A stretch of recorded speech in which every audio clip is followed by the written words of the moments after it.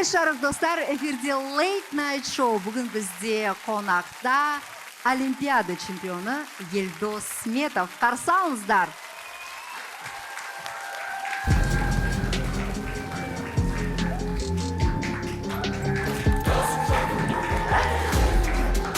Елдос, кеш жарық. Кеш жарық. Төрлетіңіз. Көңіл күйіңіз қалай? Өте күшті. Так, дальше. Почему шешіп жатырсыз? Жерге қойып қояйын. Да? Ұстап көруге бола ма? Әрине болады. Әрине. Мама, бұл таза алтын ба? Таза алтын ғой. Қанша? 500 грамм. 500 грамм, да? Слушайте, ну это тяжелая такая прям медаль. Неге медальді тістейді? Алтынның дәмін көргісі келетін шығар, енді бірақ білмеймін не үшін тістейтінін енді. Дәмі қалай екен? Дәмі күшті. Күшті? Тәтті ма? Иә. Бұл медальді уже қанша адам ұстады? Ой, білмеймін енді, санаған жоқпын. Келген адамның бәрі ұстап жатыр ғой. Медальмен ұйықтайсыз ба, қалай жасайсыз? Жоқ, медальмен бірінші бір апта ұйықтадым. Одан кейін... Получается, сіз пижама киесіз, сосын медаль сверху. Жоқ, медаль басыма қойып былай жатамын. Сіз медаль, сосын әйеліңіз. Жоқ, бір апта үйде болған жоқпын ғой бака. Әйеліме жеткен кезде медаль тастап қойын деп. Получается, сіз и медаль, иә? Сосын уже үйге келдіңіз, енді былай сіз, медаль, әйеліңіз. Или қалай? Сіз, әйеліңіз, сосын медаль. Мен, әйелім, и все. Ал медаль ше? Түнде қайда болады? Медаль өзінің орнында болады. Медальдан да қымбат менің әйелім ғой, сол үшін әйелім жатады қасымда. Вау! Бүгін бұл медаль Ақордада болды. Иә. Бізде суреттеріңіз бар, Парасат орденімен. Барыс Барыс ордені. Бірінші дәрежелі Барыс ордені. Вау! Керемет. Барыс ордені, ол сіздің бірінші орденіңіз ба? Жоқ, бірінші Парасат орденін алдым. Одан кейін Барыс үшінші дәрежелі орденін алдым. Одан кейін бірінші дәрежелі Барыс орденін бүгін алдым. Құпия болмаса, президент мырзамен жеке әңгіме болды ма бүгін сізде? Жеке әңгіме болған жоқ, бірақ осы Олимпиада ойынында көрсеткен өнеріме, жеткен жетістігімізге көптеген тілектерін айтты, ізгі тілектерін. Сосын марапаттау рәсімінде құшақтап суретке түсті. Ол мен үшін үлкен жетістік, мәртебе. Енді еліміздің президенті Қасым-Жомарт Кемелұлы Елдос бауырым деп тұрып құшақтағаны. Ойладым осы жерде кетіп қалатын шығармын деп. Жоқ, ол сізді құшақтады, сосын сіз... Ол мені бүйтіп құшақтап тартты, сосын мен құшақтап тұрдым қасында. Бір керемет сезім болды. Бүгінгі күн мен енді шаршап тұрмын, ұйқым келіп тұр, бірақ бүгінгі эмоция мені ұйықтатып жатқан жоқ. Менің ойымша, сіз бірінші күннен бастап сондай вайпта жүрсіз, иә? Иә, бұл енді 2,5-3 ай созылатын осындай бір... Бір жыл емес па? Енді бір жылға дейін баратыны енді сәл басылады ғой, кішкене жайлап. Әр күнде сіз әр қалада жүрсіз, иә? Осылай халықпен кездесеміз, өзімнің жеткен жетістігімен бөлісеміз, көптеген сұрақтар қояды, сондай сұрақтарына жауап береміз. Сізде қазір толық комплект бар, иә? Қола, күміс және алтын. Біз сіздің фотосуреттеріңізді жинадық. Күмісті тоже істеу керек, иә? Медальді алған бәрі істейді ғой, үшін. Оны вообще кто это придумал? Білмеймін қайда шыққан тарихым, бірақ осылай Олимпиада ойындарында. Сіз көрдіңіз ба, анау қыздың видеосын? Бәріміз сөйтіп көріп істеп жатырмыз ғой. Иә. Қоланың дәмі қандай екен? Сәл аштылау деп. Аштылау. Ал күмістің ше?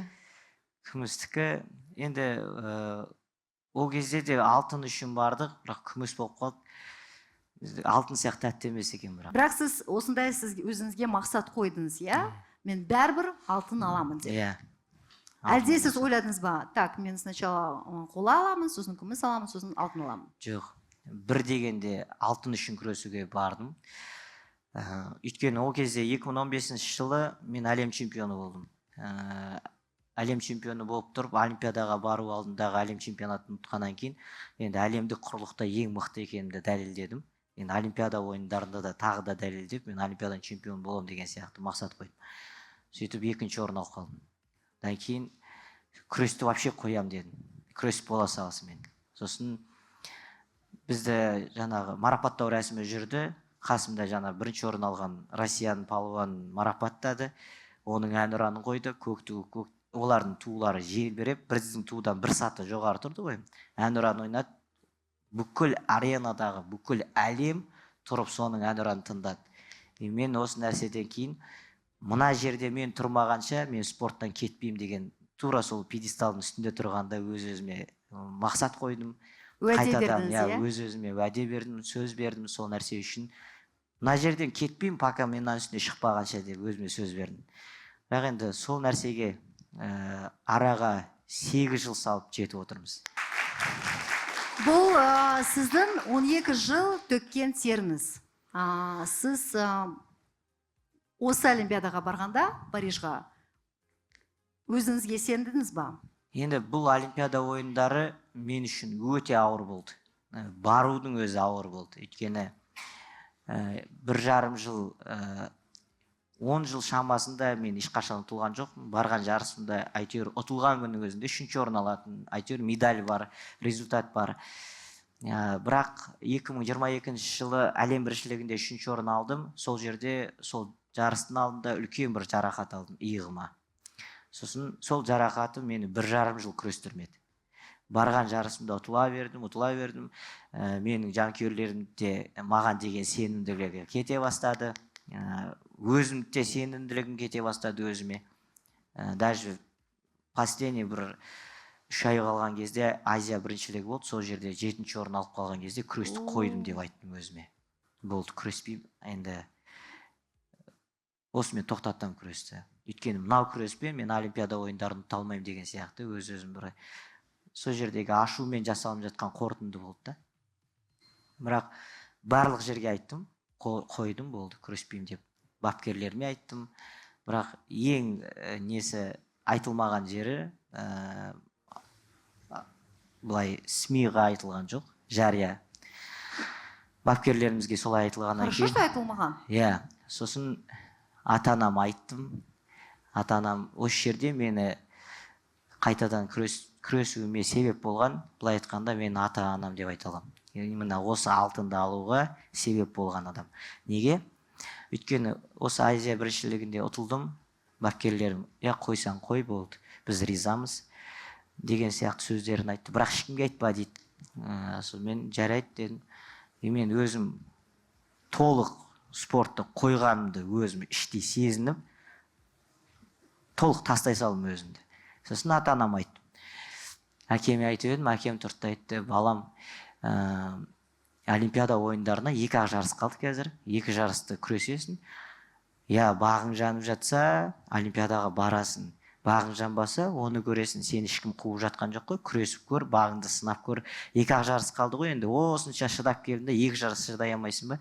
Ертең өмір бақи өкінесің деп айтты да ақылым. Сіздің әкеңіз коуч қой? Сосын әкем тыңдадым, жарайды дедім, сосын анама звондадым. Ойладым, енді анам ерке балам ғой. Сосын анам жаны ашиды маған қазір. Жарайды балам, қойсаң қой, болды, осы уақытқа дейін күрестің ғой, жетеді деп айтатын шығар деп сандаймын. Сосын мен айтамын, мама, мен қойдым күресті, болды. Осылай ұтылып қалдым, настроением де жоқ, көңіл күйім жоқ. Болды, мына күреспен ештеңе жете алмаймыз деп. Сосын тұрып анамды айтты. Балам, осы жерде мені бір рет тыңдашы деді. Не айтасыз деп едім. Менің ана жүрегім бір қуанышты сезіп тұр деді. Осыны түбіне дейін жеткізіп көрші. Мен сені ана жүрек алдамайды ешқашан. Менің ана жүрегім сезіп тұр деді. Сол сөз естідім, ол сөз маған үлкен мотивация берді. Кәдімгідей менің анам осындай сөз айтып тұр. Әкем мынаяқта мынандай поддержка беріп тұр. Енді әкем үшін, анам үшін мен күресуім керек деген сияқты бір шешімге келдім да. Қайтадан кимономды алып, белімді буып, жаттығуға кірісіп, Астанадағы Гранд Слам турниріне дайындалдым. Жаңағы соңғы 2 жарыс қалды деген турнирдің біріншісі осы Астанадағы Гранд Слам турнирі болды. Сол жерде әйтеуір 1,5 жылдан кейін пьедесталдың үстіне шықтым. 3-ші орын алдым. Бұдай мен әлем біріншілігіне қойды. арасы бір ақ апта болды, әлем біріншілігіне қойды. Сосын әлем біріншілігінде ең жақсы результат көрсеткен мен болдым, 5-ші орын алдым. Енді алдындағы жарыстардан қарағанда күресім мүлдем басқа, уже кәдімгідей толыққанды формама кіргенімді түсіндім, сезіндім. Сосын енді олимпиадаға бару керек деген сияқты нәрселер болды. Одан кейін ел ішінде бақталастық, бәсекелестік. Соның 2 інім бар артымда өсіп келе жатқан. Олармен мен бәсекелес болды. Солармен жағаласуға тура келді. Сосын ашық форматта эфирді қосып, спорт министрі келді, төрағамыз келді, федерация президенті келді, барлық спортқа қатысты басшылардың бәрі келіп, үшеуміздің арамызда күрестірді, үшеумізді қайсыңыз ұтасыңдар, сол олимпиада ойындарына барады деген сияқты. Сонымен екеуін ұтып шығып, әйтеуір олимпиадаға лицензия алдым сол жерде. Сол кездерде ойладым, мен олимпиадаға алтын болмайтын шығар. Енді қалай да болсын, бірақ енді жауапкершілік маған өте ауыр болды. Өйткені осындай бақталас бәсекелестікпен, айқай шумен өстіп барғаннан кейін, енді өстіп барды, енді не істейді екен деген сияқты бір сың танылған сияқты болып қалды. Осындай бір жауапкершілік жүк болды бұл нәрсенің бәрі. Енді олимпиада ойындар 4 жылда бір рет болатын болғаннан кейін, бұның жауапкершілігі, елдің абыройы мойнында жүктеліп тұрғанын кез келген спортшы сезінеді. Сондықтан да маған өте ауыр болды. Тіпті енді көп адам сенген жоқ, алтын болып кететіне. Енді бір бағы жанып кеткен жағдайдың өзінде бір 3-ші орын алатын шығар деген сияқты. Сондай ойлар болды. Бірақ мен іштей уже бір ай осындай шама қалған кезде іштей өзім сене бастадым. Осы олимпиаданы мен ұтам. Қалай да болсын ұтам. Білмеймін қалай ұтатымды, бірақ ұтам. Кіммен шықсам да, қалай күрессем де әйтеуір ұтам. Осындай бір настрой қойдым. Сонымен бардым, психологиялық тұрғыда да өзімді жақсы ұстадым. Әр белдесуіме тыңғылықты дайындалып, әр белдесуді ойлап отырдым. Қазір мынаны ұтам, ананы ұтам, сосын забық финал, одан кейін финалға шығам, финалда күресем, былай ұта салам деген нәрсе мүлдем болған жоқ. Алдыңғы белдесулерге секіріп кету, алдыңғы белдесуді ойлап кету деген нәрсе мүлдем болған жоқ. Әр белдесуге тыңғылықты дайындалып отырдым. Сөйтіп, әр белдесуді әйтеуір абырой болғанда ұтып отырдым да, финалға шықтым. Финалда да жеңіске жетіп, әйтеуір алтын медаль бұйырыпты. Керемет. Керемет. Елдос, сіз финалдық күресте жапондық дзюдоист Наохиса Такатаның кимоносымен шықтыңыз. Өйткені менің естуімше сіз үлгермедіңіз, кимоно тігіп. Мынау кимоно, Сіз бұл кимоно Таката өзі киіп сізге берді ма? Бұл ол жерде финалда күресті деген әңгіме жоқ. Бұл жарыстың басынан бастап осы кимономен. Бұл олимпиаданың алдында, мен олимпиадаға баратыным жақын қалғанда белгілі болды ғой. Сосын мен Японияда жаңа Такатаға звондап, оның тігіншілеріне звондап заказ бергіздірдім. Ол жерде бірақ олар үлгермеді, Таката рұқсат берсе ғана тігеді ол жерге. Сөйтіп Таката рұқсат берді, бірақ тік береміз деді, олимпиададан кейін дайын болады деді. Как раз керек кезде. Бұл ситуацияны Таката көзімен көріп тұрды. Сосын мен кимоно таппай айтқанын білді, сосын тұртты айтты. Досым, саған давай, мен 2 кимоном бар, сол 2 кимононы саған берейін. Көр, киіп көр, егер ыңғайлы болса, жақсы болып тұрса, олимпиадаға күресесің. Ұнамаса, ыңғайсыз болса, онда жаттығуға бірдеңеге кие саласың деді. Жаттығу бар. Жарайды деп, екеуміздің размеріміз бірдей. Сөйтіп жарайды деп алдырттым. 1,5 ба 2 аптада келді маған. Сосын алып, киіп көрдім. Өте ыңғайлы, мен ойлағанымдай кимоно болып шықты. Сөйтіп осы кимономен ақ көк кимононы берді. 2 кимоносында алып күрестім. Осы кимонолармен күресіп шықтым ғой финалға дейін. Бұл кимонолар қайда қазір? Бұл кимоно өзінде. Оларды не істейсіз?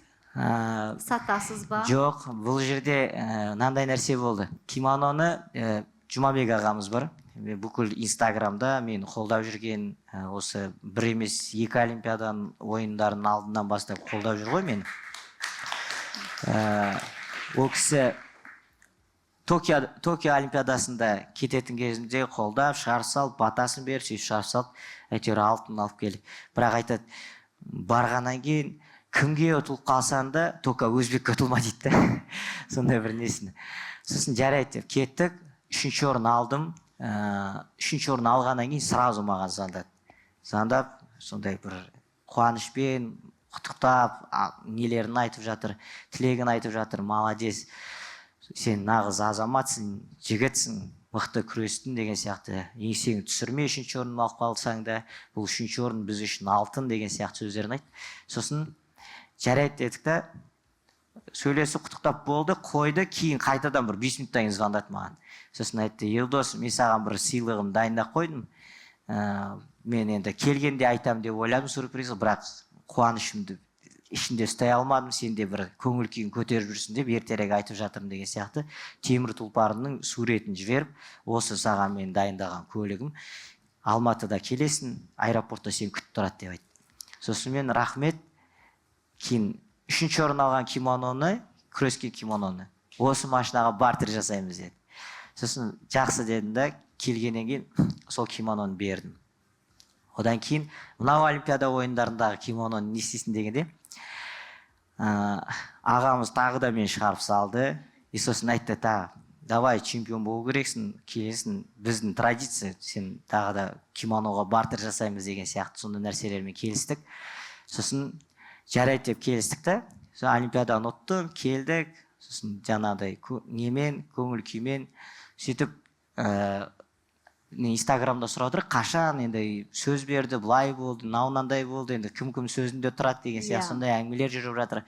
Сөйтіп жатқанда біз енді келістік. Ол енді бір белгіленген бір уақытта болады ол нәрсе.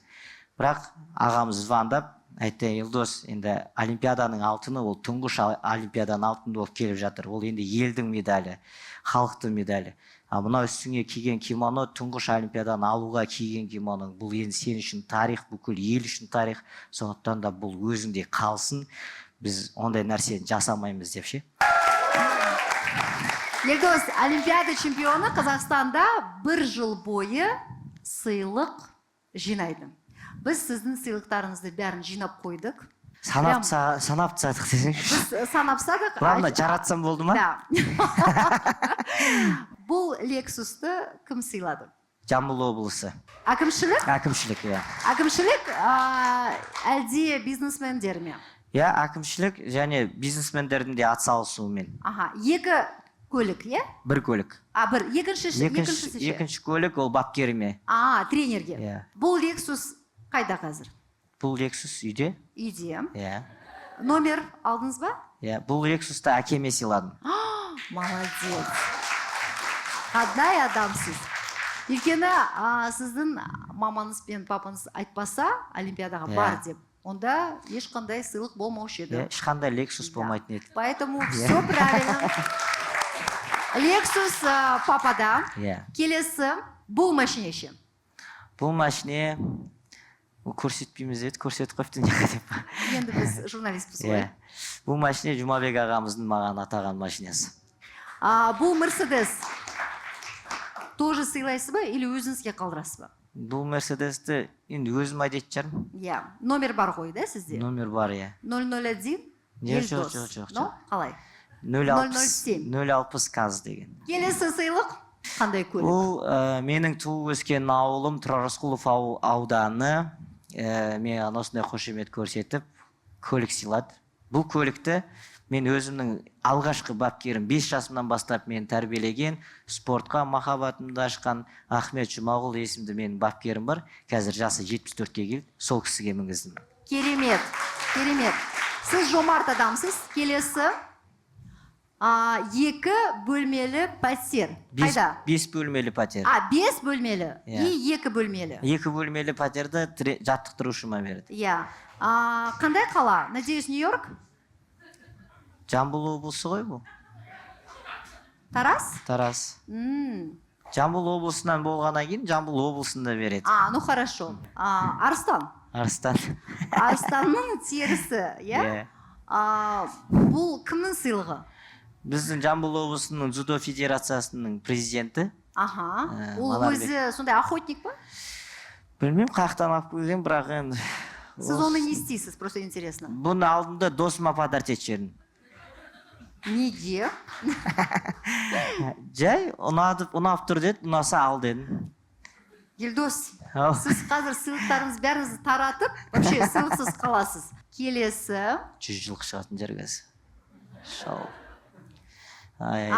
Төреғали сізге ат сыйлапты. Иә. Берді ма уже или берген жоқ па әлі? Келе жатыр бұл әлі. Жаяу келе жатыр екен ғой. Беріп қойды, қалжыңдап жатырмын. Просто мен әлі алдырған жоқпын, Шымкентте тұр. Шымкентте. Иә. Сіз оны не істейсіз? Жейсіз или, ну как это? Бұл жейтін ат емес бұл. Да? Иә. И еще плюс 100 ат, да, сізге 100 сыйлады? аты, иә. 100 ат. Вот, кстати, Ақтөбе мынау вообще это кәсіпкері. шикарный подарок. 100 Елдос ат. Сметовке 100 ат сыйлады дейді. Ануар Маханов деген бұл кісі сіздің досыңыз ба, әлде?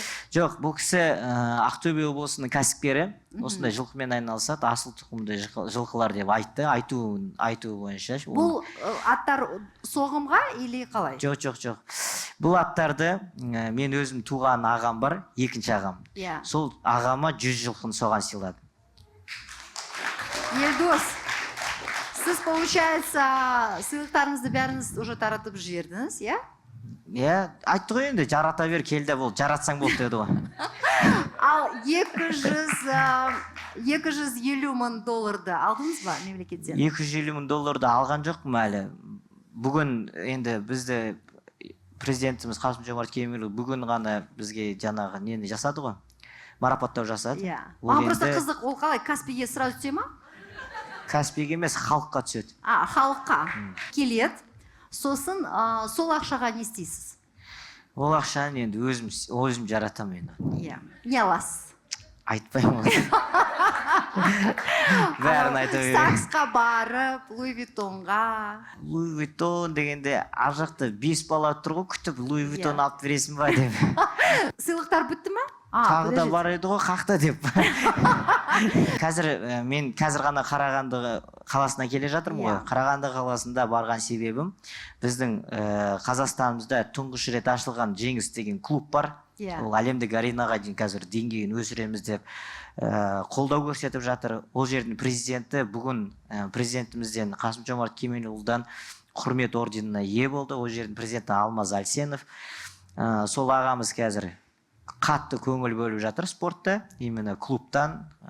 Жеке мен басыма да жақсы көмектер көрсетіп жатыр. Олимпиада ойындарының алдынан бастап, бір 2 жыл шамасы болып қалды. Бірақ ол 2010-нан бастап осы дзюдоға қатысты адам негізі. Сол кезден бастап танимыз. Қазір сол кісінің қаласына бардық. Жеңіс клубының атынан 50 миллион теңге сыйлады. 50 миллион теңге. Керемет. Бірінші орынға. Айтпақшы, Алматыда қандай сыйлық берді? Алматыда, сіздер тағы бір пәтерді көрмей қалдыңыздар онда. Тағы бір пәтерім бар, Алматыда бір пәтерім бар. Саба Групп компаниясынан. Вау! Олар маған ұнайды. Өте керемет. Комфорт. Иә, комфорт класс. Комфорт класстан. Қанша бөлме? 3 бөлме. 3 бөлме пәтер Саба Групптан. Керемет. Анау 250 мың доллар түседі ғой сізге, халыққа. Соның біразын алып, Freedom Brokerге салу керек, өйткені сонда сіздің ақшаңыз точно көбейеді. Ал дәл қазір жарнама. Так, ребята, как всегда, ничего не делаем, я смотрю. Нет, Динара Жанабаевна, мы как раз-таки полезным делом занимаемся. Да? И каким это интересно? Вот Руслан хочет зарегистрироваться и открыть брокерский счет во Freedom Broker. Но это другое дело. Кстати, Freedom Broker продлили акцию «Тариф Старт» для тех, кто открывает свой брокерский счет впервые. В течение первого месяца ты будешь платить сниженную комиссию по специальному тарифу «Старт». А как мне анализировать рынок и узнать, какие акции мне вкладываться? Ой, Руслан, за тебя это уже сделали аналитики Freedom Broker. Они предлагают вам свои инвестиционные исследования, они читают отчеты, читают новости, оценивают компании. В общем, за тебя вся работа уже сделана. О, Яна, давай быстрее зарегистрируемся.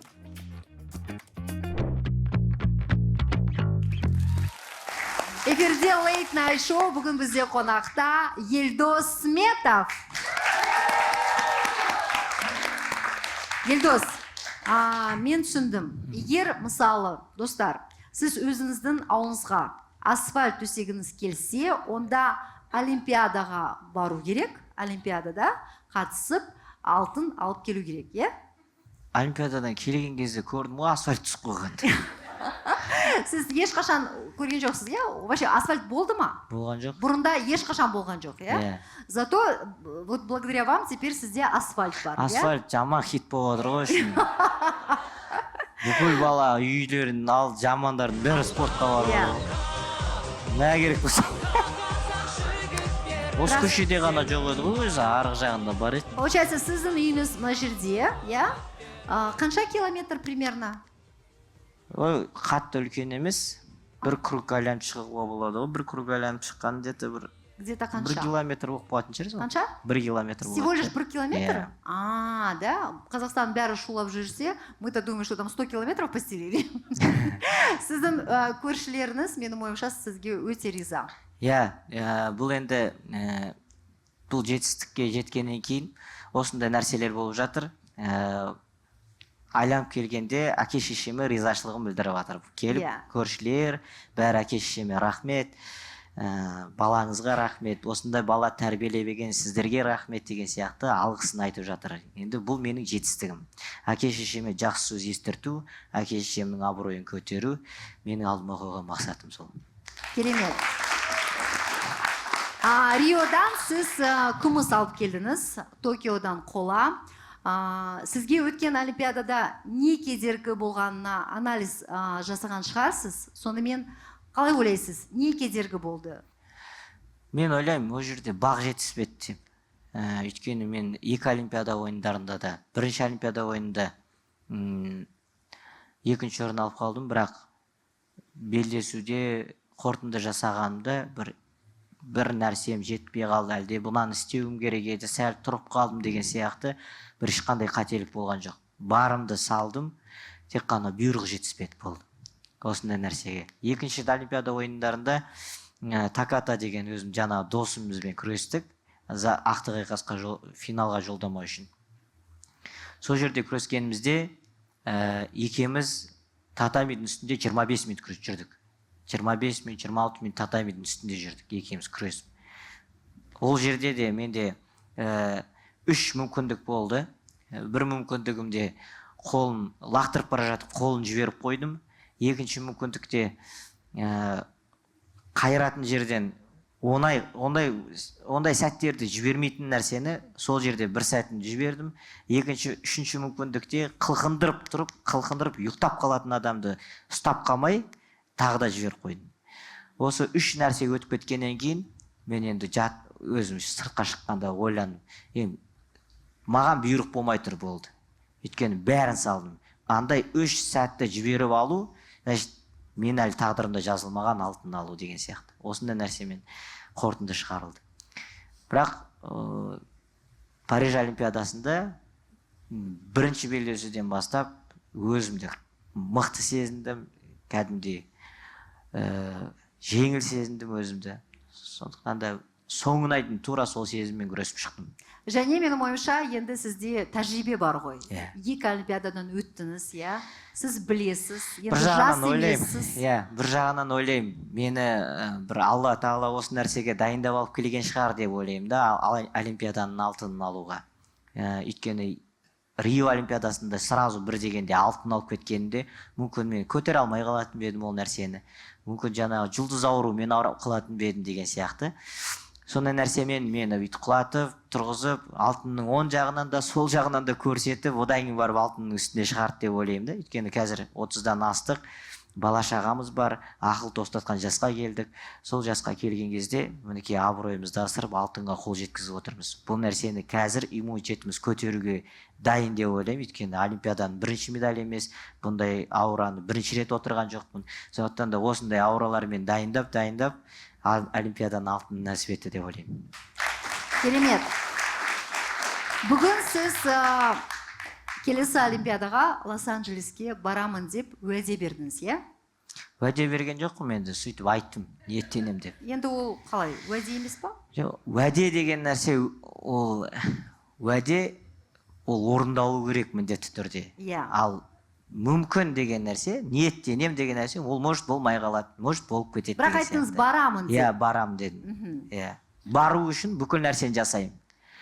Егер Я ол жаққа жолым түсіп, барып күресу мүмкіндігі бұйырып жатса, міндетті түрде күресеміз. Ал дайындық қашан басталады? Өйткені бір жыл енді тойлаймыз. 1,5 жылдан кейін басталады. То есть 1,5 жыл біз тойлаймыз, я? Иә. Алтынды. Туса. Где-то дайындық, получается, 2026 жылы дайындық бастаймыз. 2 жыл бізге жете ма? Жетеді. Точно? Точно. 26-ның әлем біріншілігіне қатыссам, 27-ның әлем біріншілігі бар, 28-дің олимпиадасы бар. 26-та еще Азия ойындары бар. Енді көреміз. Үшкемпіров, жақсылық атамыздың батасын алыпсыз. Менің олимпиададан алтын алған жолым саған жұғысты болсын деген екен.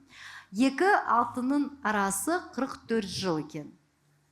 Сіз қалай ойлайсыз, неге сонша ұзақ? Сол бәрімізге кәдімгідей сұрақ болып келді ғой осы уақытқа дейін. 44 жыл бізге де өте ауыр болды. Өйткені біз спорт саласында жүргеннен кейін күрес түрлерінен Жақсылық Үшкемпіров атамыз олимпиада чемпионы болады. Одан кейін 44 жылға дейін ешқандай олимпиада чемпионы жоқ. Демек, Жақсылық Үшкемпіров атамыз әшейін бір случайно олимпийский чемпион болып кетті. Қазақтардан ондай нәрсе жоқ деген сияқты бір ұғымға кеп қалама деген ой туындады. Сол нәрсе біздің қабырғамызға батып жүрді. Мен спортшы ретінде маған осы нәрсе қатты батты. Өйткені қазақтың кім екенін, қазақ шынымен де мықты екенін дәлелдеуге біз барымызды салуымыз керек. Атамыздан кейін олимпиада чемпионы болу керек міндетті түрде деген сияқты. Сондай бір шын кәдімгідей бір спортшы ретінде біздің қабырғамызға батты ол нәрсе. Жеке өз басыма қатты бат. Сондықтан да мен осы жерден олимпиаданы алу үшін барым салдым.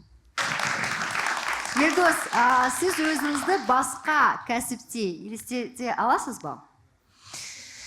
Елестете алам. Мысалы қандай? Оны айтпаймын деп па. Бәрін біліп ала дегенсіздер деп. Соны бағындырайын, Құдай қаласа бағындырам. Мен басқа қырымнан қазіргі таңда әлде спорт саясат мысалы. Жоқ, бизнес. Оны бәрі сұрап ала беретін болдыңыз ғой сіз деп. Енді мен журналист емеспін ба? Айта алмаймын оны пока. Айтпаймын оны пока. Мынандай нәрсе. Қазіргі таңда мен әлі спортшы ретінде өзімді көрем. Спортта олимпиада ойындарына қатысу үшін мен әлі де спортшымын. Сондықтан да әзірге басқа нәрсенің басын шалып, басқа нәрсенің басына ұстамаймын. Болашақта менің өзімнің жоспарлап отқан нәрсем бар, жоқ емес. Олимпиада ойындарын бәрін бітірем, кейін сол нәрсені бағындырам. Сіздің эфиріңізге келем да айтам соны. Біз командамен былай елестетіп көрдік. Мысалы, Елдосбетов тамада болса ше. Тамада ретінде. Қалай ойлайсыз? Қате болады. Қате? Жақсы, бізде тағы бар. Мысалы, әлде бизнесмен ретінде. Бизнесмен. Менің ойымша сізге өте жарасады.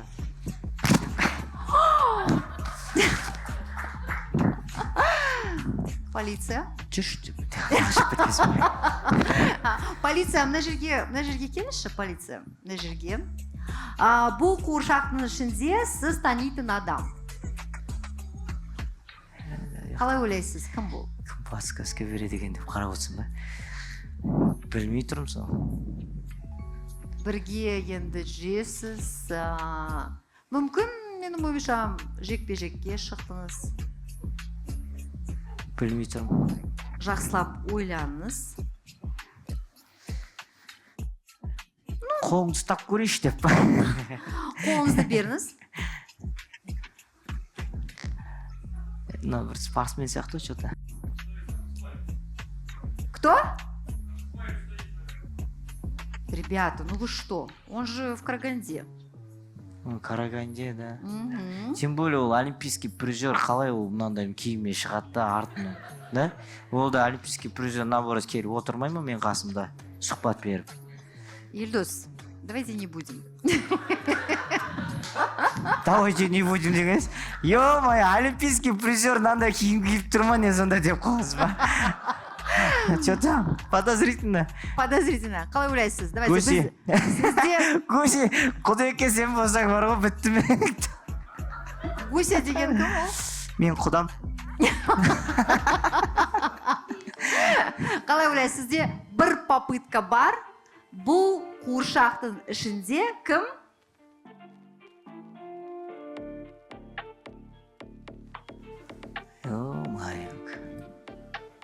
Кәдімгідей ойландырып қойды ғой, Иә. Арнайы ұшып келді. Арнайы ұшып келді. Иә.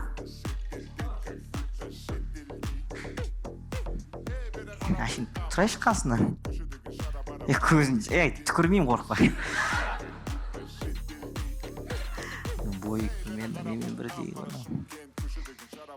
Жақсы танисыз. Сіз достарыңызды, получается, кішкене этот. Біреуін майы бар, біреуін майы жоқ деген сияқты. Май бар ма, жоқ па? Спортсмен ба деп көріп атқам ғой. Май жоқ екен. Мен ашып көрейін ба деп.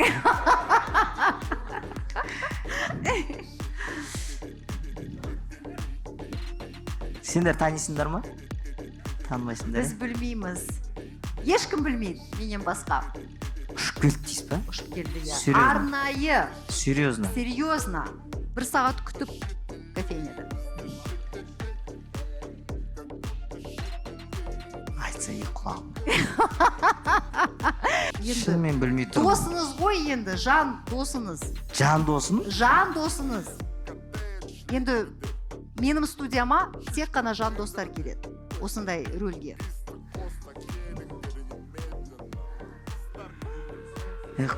Құдеке шынымен келген жоқ па?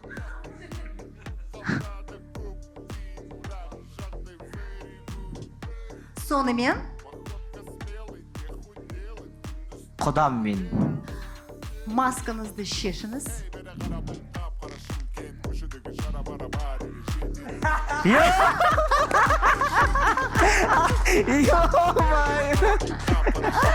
Бізбен бірге Осман Қырғызбаев. Сен ертең келем деді ғой, маған алмады Астанаға. Елдос, қалайсыз? Жан досыңызды танған жоқсыз. Мен танымағанда конкретно сөйтіп айтқан кезде сразу айттым ғой. Сізге өте жарасады бұл костюм. Шешпей ақ қойыңыз, шешпей ақ қойыңыз. Иә, отыра беріңіз. Шешпей терілеп отыра бер десе. Нормально. Жаңа біз Қарағандыға барамыз. Жаңағы Жеңіс клуб бізге арнайы той ұйымдастырып, Сессия апатын алып, Иә. сол жерде Елдос асығысып мен кете берейін деді. Сен бір жарты сағаттан кейін шықса деді артымнан. Иә. Мен де кетуім керек, менде де студияға түсуім керек деп айттым сонымен. Жарты сағаттан шықса жаңағы ұят болады деп жатыр да. Келген қонақтар бар. Жарайды онда дедім да. Елдос кетіп қалғаннан кейін бір 15-20 минут деген жазып жібердім ғой.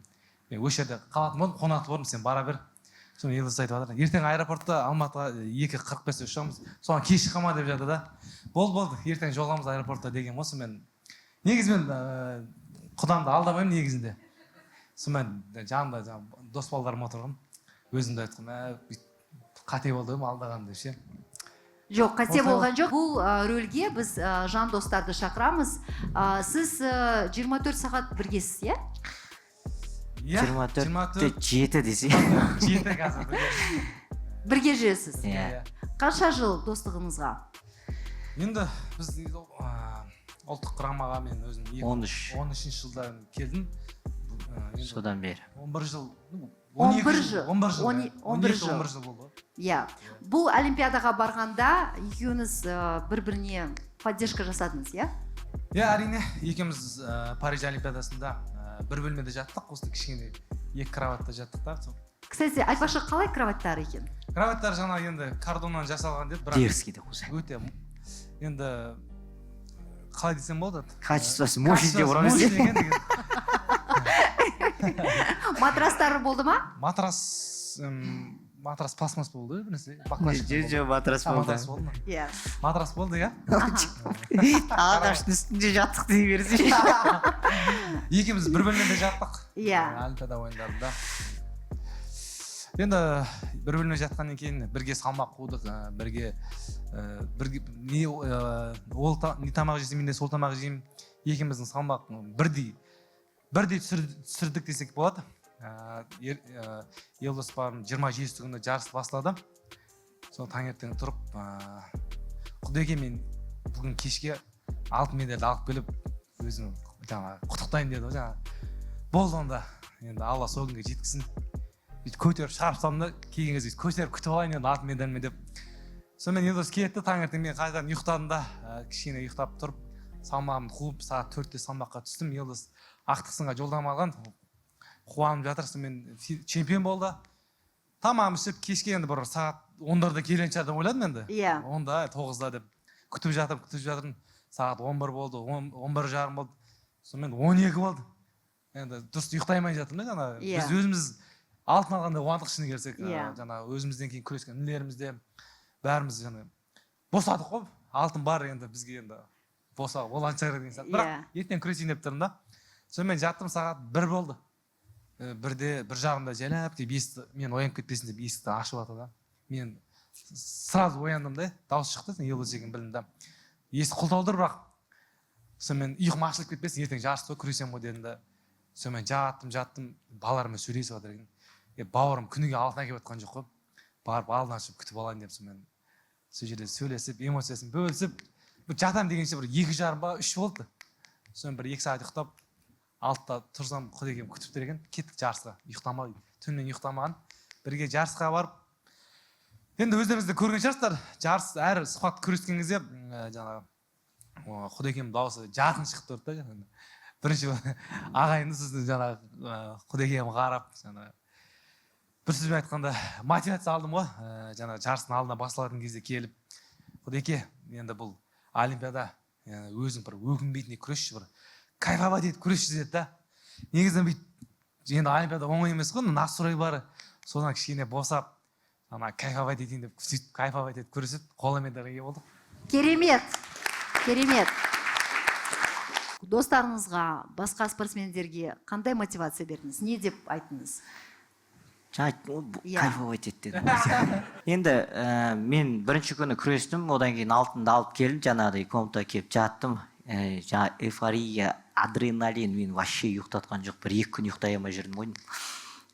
Сонымен таңғы сағат 6-ға дейін жаттым. Көзім бақырайып, сотка шұқылап, жаңағы бір моменттер Инстаграмға шығып жатыр, анау салып жатыр, мынау салып жатыр, солардың бәрін бүйтіп қарап, қайта белдесулерімді іздеп, қалай күрестім, не болды екен, бір тарих сияқты. Соның бәрін ақтарып қараймын дегенше сағат 6 болды таңғы. Сөйтіп 6-та кімді, құдамды оятуым керек. Оянып тұрып келіп, екеуміз барып бірге шайын ішіп, қасында отырып, тамағын ішіп, сонымен қасында бірге жүріп, енді алтынның бәрі бірде бір қолдау бөлек нәрсе ғой, өйткені мүмкін емес уақыт, осы уақытқа дейін 44 жыл мүмкін емес болып келген нәрсе, 44 жылдан кейін алтын келіп тұр. Тем более ол өзінің қасында жүрген досы, көзімен көріп тұр, алтынды қолымен ұстап тұр деген сияқты. Сол нәрсемен бірге бардым, мотивация болсын деп. Сосын қасында жүрдім, разминкасын істеді. Сосын айттым, разминканы істеп алғанша мен керек емеспін ба? Керек емес. Сол уақытта бір 40 минут па ұйықтап алдым.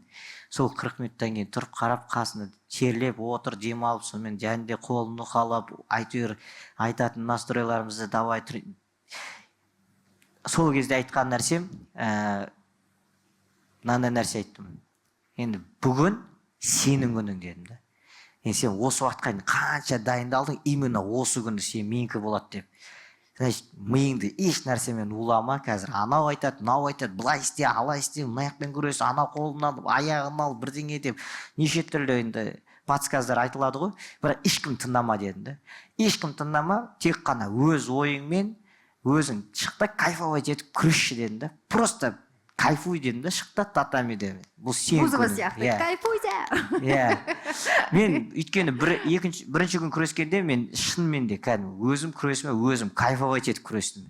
Жан жақтағы аура маған вообще ешқандай нәрсе кедергі жасаған жоқ. Наоборот, публика айқайлаған сайын мен жігерленіп отырдым. Мына жерде сондай үлкен арена.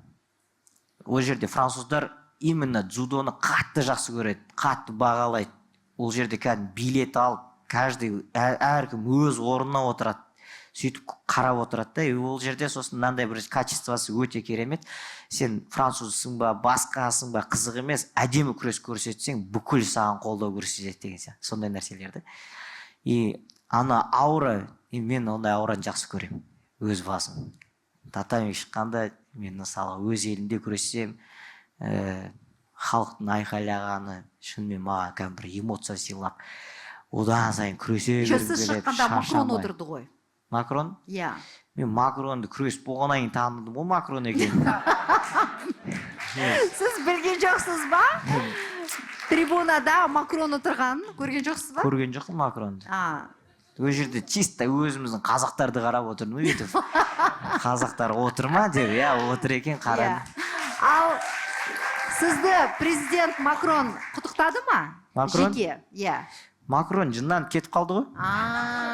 Ол негізі план бойынша бұл келіп, жаңа француз мен ұту керек еді. Сосын ұтқаннан кейін Макрон шығып соны поздравить ету керек еді. Жаңа медальді сол жасау, марапат. Сіз пландардың бәрін бұздыңыз? Олай емес деді ғой, по протоколу былай деді ғой үшін. Апының протоколы. Дұрыс. Айтып отыр ғой енді. Апының протоколы былай қойылған деді. Сенде французский апыкі былай болса, біздікі былай деді ғой енді. Сен өзіміздің протоколмен жеңіп шығып, ол соған ренжіп, аяқ астынан нағып протоколды өзгертесіңдер деп, соң кетіп қалды, құттықтамай. Сонымен бізді құттықтады, біз бірінші орын алып келдік. Сол сияқты бауырымызға да ертесі күні сондай бір эмоция сыйлайын, қасында жүрейін, бір энергия, бір қолдау сезінсін деген сияқты. Жаңағындай нәрселердің бәрін алып таста дедім да. Жан-жағында біреу айтады, анау айтады, айқайлайды, бірдеңе дейді, вообще алып таста, ешкімге қарама, маған ғана қара деймін ғой. Сіз былай алтынмен тұрдыңыз, иә? Мен анау подсказка жасаған кезде, татамиге шығып кетейін деп айқайлап жатырмыз ғой, енді жерде күресіп жатқанда өз былай кейін схватканы көріп жатырмыз. Сол кезде бұл таза естіліп тұр да мен даусым болған. Енді қарайды, айтқан нәрсемен күрес жүріп, сөйтіп жатыр да, өзі чувствует етіп тұр соны нәрсені.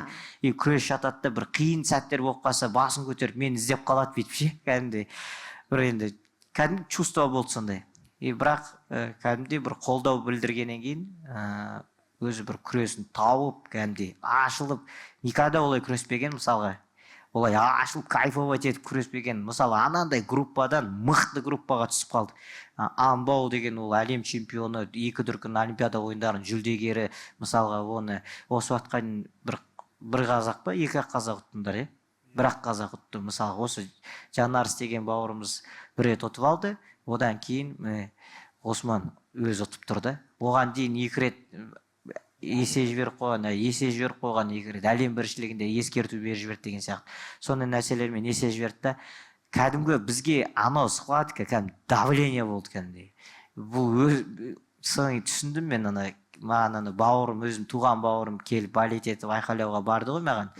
Сол кезде айтты, сен күресіңе балет етіп, саған қарап тұрғанша өзің шығып бір схватка күресіп алған намного жеңіл екен дейді.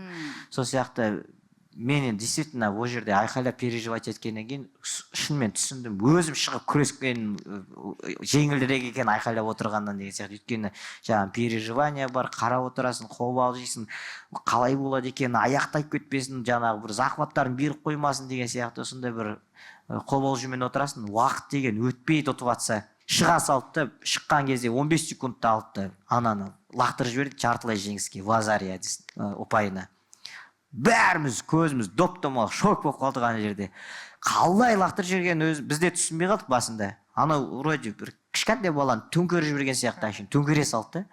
Сондай бір ситуацияда уақытқа қарасам 3 минут 45 секунд бар әлі. 3 минут 45 секунд, это кәдімгі целый схватка әлі. Только схватка басталды, бұл алды лақтырып жіберді. Енді анам бәрін отстоять, 3 минут 45 секунд тұру керексің. Судо ол ондай уақытты ұстап тұру деген нәрсе, оған да бір күш керек, оған да бір опыт керек деген сияқты. Сонымен мына жақтан 3 минут 45 секунд кәдімгідей тамағымыз жыртылып кеткенше айқайладық қой. Былай тұрма, былай тұр, алма, ұстама, қашып кетті. Сіз бәрін естисіз, сонда? Бірақ бауырымыз әйтеуір жеңіске жетіп, ол күн шын мәнінде бауырымның күні екенін білінді өзіне де ше. Қандай керемет шынайы достық, Бізде Ғұсман Елдос, менің шоуымда әртүрлі конкурстар бар. Біз қазір бірінші конкурсқа келеміз, ал Макси шайды ішейік, ал дәл қазір жарнама.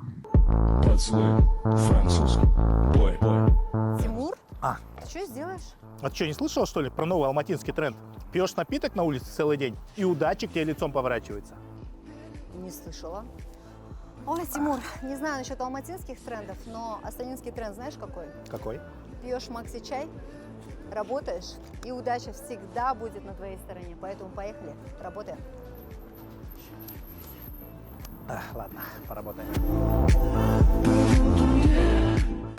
Эфирде Late Night Show, бүгін бізде қонақта Елдос Сметов, Ғұсман Қырғызбаев.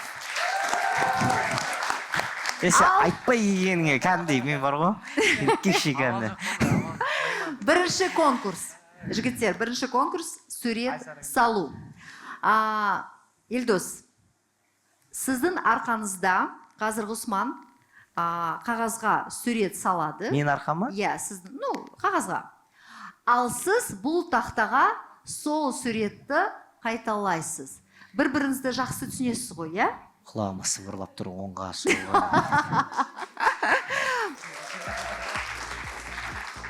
Сіз енді мына жерге тұрасыз. Сіз мына жерге тұрасыз. А сіздің аяқ киіміңіз қайда? Аяқ киім қайғанда да десең. Бірге комнатада тұрамыз, мен аяқ киімді танып қойдым сразу. Кстати, молодец. Вот молодец, да, молодец. Так, сіз былай тұрасыз. Енді қиын сурет емес, бір жеңіл суреттерді саламыз ғой. Сердечко Художник емес, емес ма? шығарсың, Құдайке. Шли художник емес шығарсың. Қазір көреміз, кім мына жерде художник. Ал? Олар салып жіберейін негізі.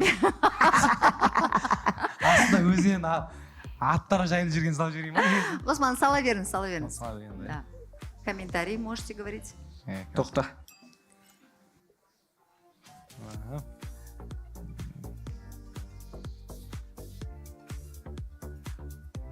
Молодец.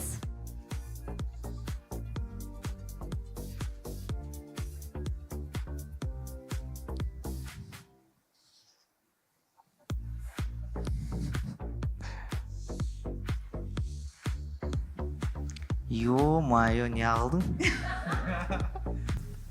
Былай түсіндім енді мен.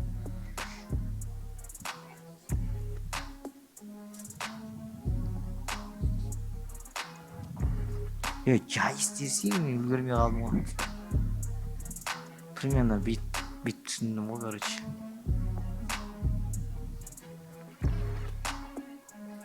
Астыға кетіп қалдым ба? Салыңыз.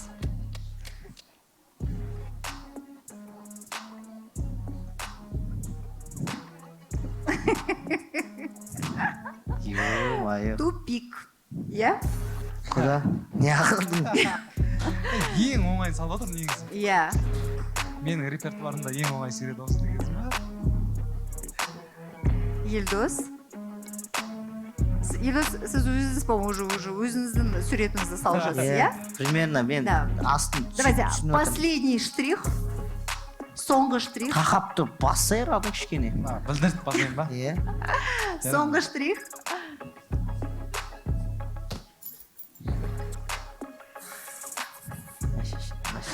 Шаш үшін бұлай болды ғой. Браво! Екі суретті көрейік. Мына жерде мынау Елдос Сметовтың суреті, мынау Ғұсман Қырғызбаевтың суреті. Шаш примерно. Тіс самай қойсаң болады. Сіз бір-біріңізді жақсы түсінесіз, иә? Қалай? Примерно, да? Получается, сіз можете даже бір-біріңізге қарап. Настроение болмай тұрса, бір жерге барғысы келмей тұрады, мен барғым келіп тұрса, барғысы келмей тұрса, түрінен біліп қоясың деген сияқты. Керемет достық. Бұл енді смайл қой, ер жігіттің смайлы деген. Жақсы. Құлағы жоқ десең. Керемет. Ғұсман, енді біз сізді жібермей қояйық. Сіз бәрібір ешқайда бармайсыз. Самолет ертең, иә? Елдос, ойламаңыз, бізде тағы бір конкурс бар. Би конкурсы. Мен инстаграмда көрдім, сіз жақсы билейсіз. Жақсы емес енді. Керемет енді билейсіз. Айтпақшы. Міне. Дәлел. Я, мен емес қой, бұл тренерім ғой деп. Иә, енді сіз шықтыңыз ғой.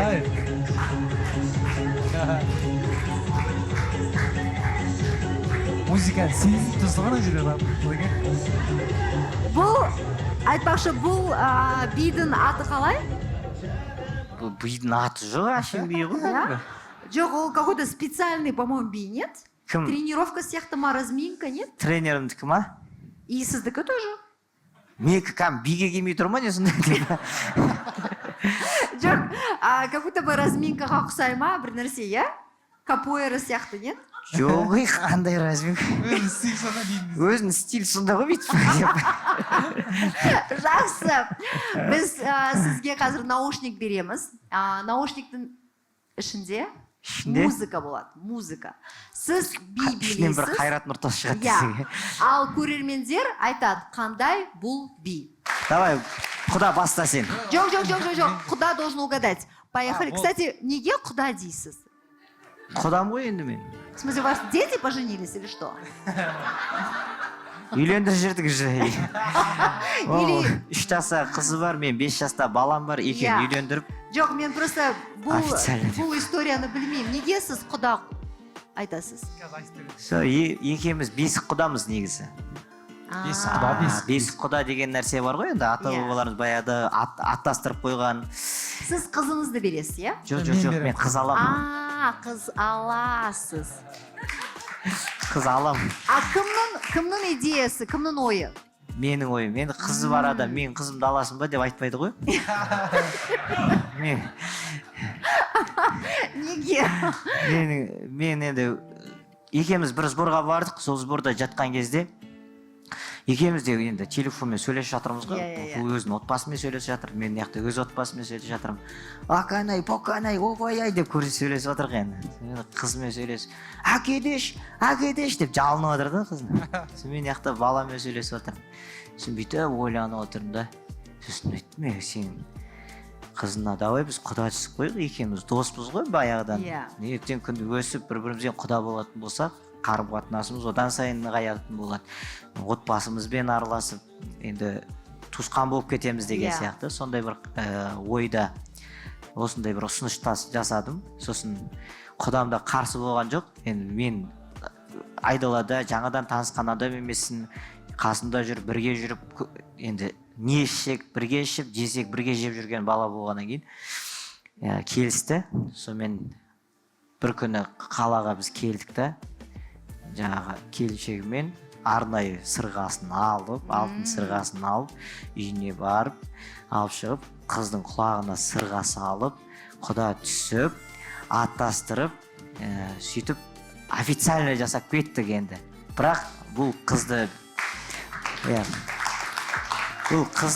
бердім, мен алдым деп айтылған жоқ, біз ниеттеніп қойдық. Ертең күні қыз бен бала өссе, Құда қаласа бір-біріне көрсетеміз. Егер көңілдері жарасып, бір-бірінің тілін тауып жатса, бір-бірін ұнатып жатса, онда ешқандай не жоқ. Онда жақсы. Егер бір-біріне ұнамай жатса, бір-бірін тіл табыса алмай жатса, онда құда болмайсыз. Жоқ. Өкіл әке, өкіл шеше, бәрібір де құда боламыз. Бәрібір. Керемет. Бірақ таңдау қыз бен баланың өзінде болады.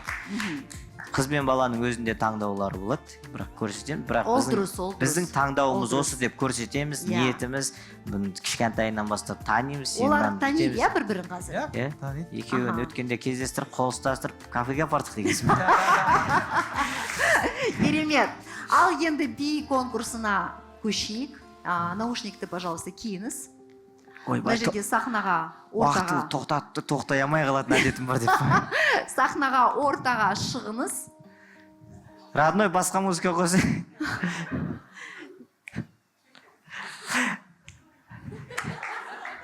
Қандай ол би? Билейміз. Былай істей ма?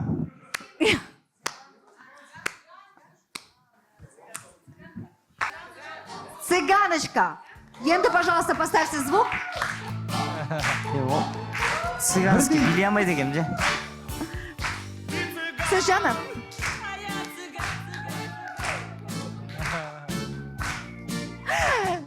Сығандар былай билей ма?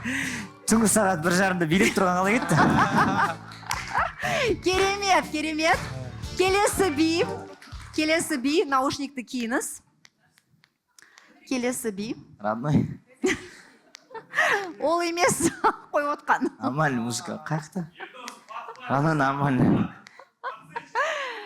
Сағат 1:30 ғой негізі нормальный музыка қойса. Түнгі 1:30-да нормальный билейік деді.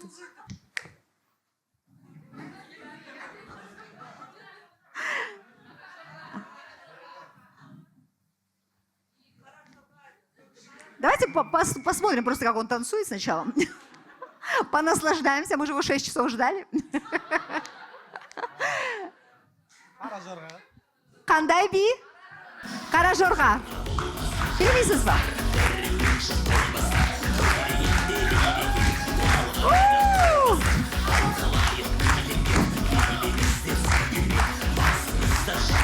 Сіз, Елдос, тойда басқаша билейсіз. Жеңіл. Ну, нормальный билейтін музыка қойса бит-бит. Хорошо. Келесі би как раз нормальный болады. Так, поехали. Не болып отырыз. Давайте. Келесі би енді керемет.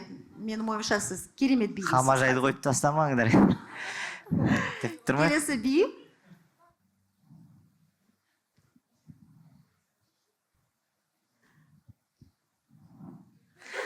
Йо, маған билейсің. Нормальный музыка қойса билей алатындай. Енді білесіз ғой сол биді. Билеңіз. Так, давайте. Дене кетіп қалатыр ғой. Қандай би?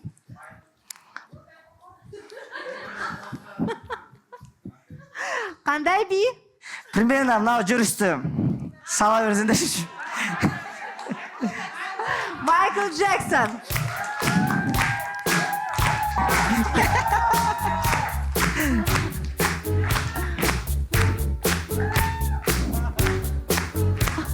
Посметовский би дегенсің. Браво! Керемет. Болған шығар, Иә. Майкл Джексон ойлап жатқан шығар, кішкене мен олай билеген жоқпын деп. Біраз адам ойлап қалды оны 3 миллионды. Тағы бір Размеке істеп жатыр ма? Елдос демалмаңыз, тағы бір би қалды.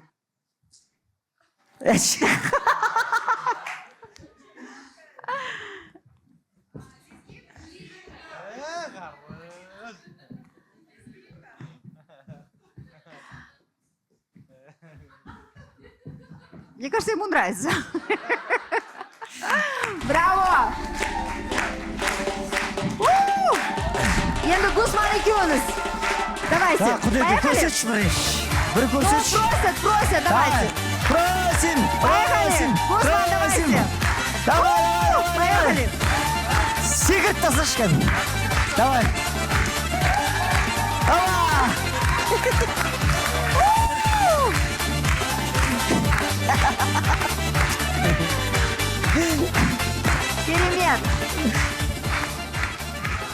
Керемет. Рахмет. Демалайық. Айтпақшы, сіз наушниктерді, айфондарды қайдан аласыз? Енді технодомнан аламыз ғой? Технодомнан? Иә. Мен сіздерге айтам, жақсы керемет бір дүкен бар, OnCharge деген. Сол жерге барып, сіздерге точно жеңілдік жасайды. Ал дәл қазір жарнама. Не знаю, как вы, друзья, но лично я люблю смотреть контент на большом экране и на свежем воздухе.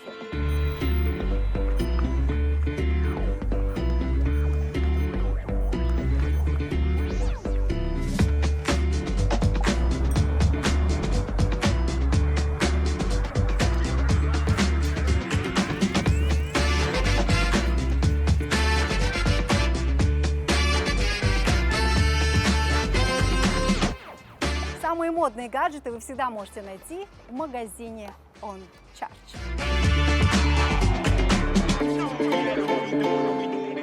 Эфирде Late Night Show. Бүгін бізде қонақта Елдос Сметов және Ғұсман Қырғызбаев. Сіздің 5 балаңыз бар, иә?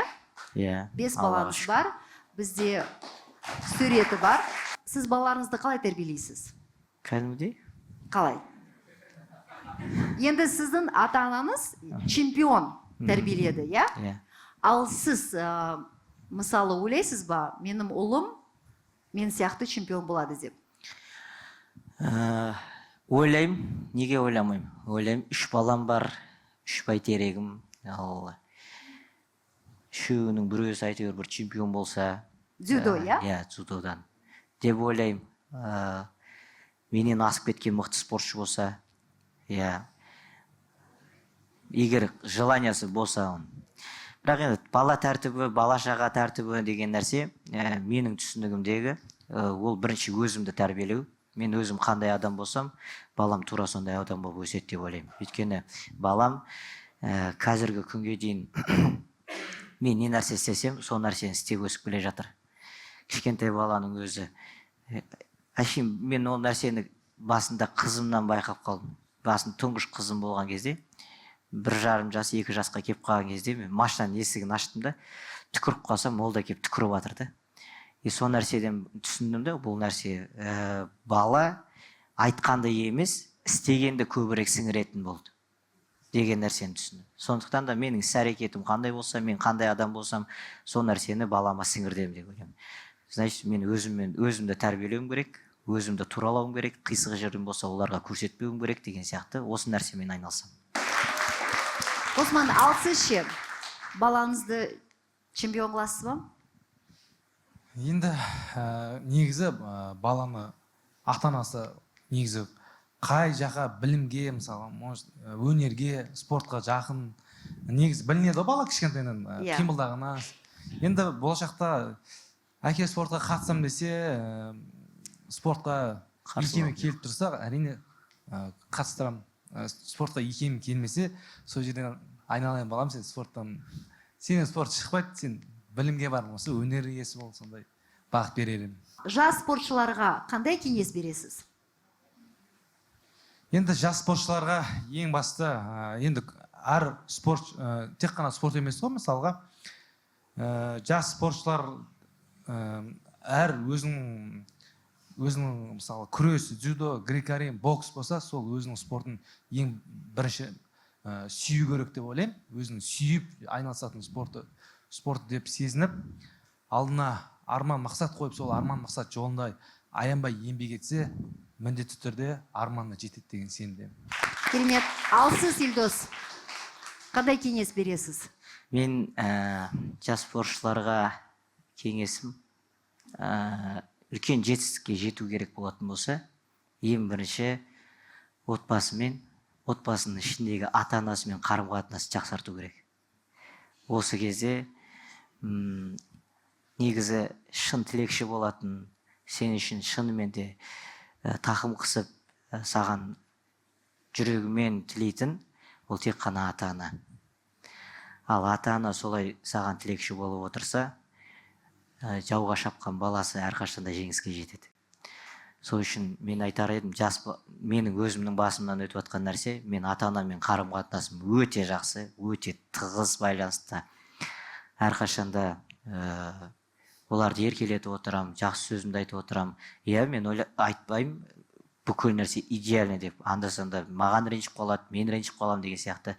Бірақ көбінесе анам еркелейді, бір нәрсені айтады, былай айтады деген сияқты. Мен оның еркелігін түсінем, көтерем, алдап қоям, жақсы көретін сөзімді айтам, оны еркелетем деген сияқты. Осындай қарым-қатынаста болғандықтан мен ойлаймын, 3 дүркін Олимпиада ойындарында жүлде алдым, 3-ші Олимпиадада алтын алдым деп.